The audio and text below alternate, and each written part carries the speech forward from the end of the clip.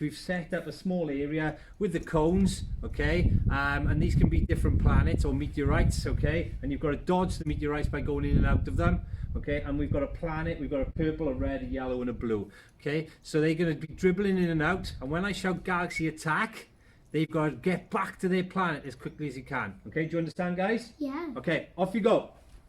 Go on in. So Wilson is using his bike, he's not touching any of the planets. And look at Eliza keeping the ball nice and close to her feet. She doesn't bump into him. Galaxy attack! Get back to your planet. Get back to your planet. Well done. Off you go again. Off you go again. You can go. Can you do any planets? Yeah, you can go to any planet you want. So you can go to. You don't have to stick to the same planet when I shout galaxy attack. So that's good. Wills. Wills is going in and out. Okay. As you can see, he's got his helmet on, nice and safe. Eliza's keeping that ball nice and close, using both feet. As she gets close to a cone, she's stopping it with her foot.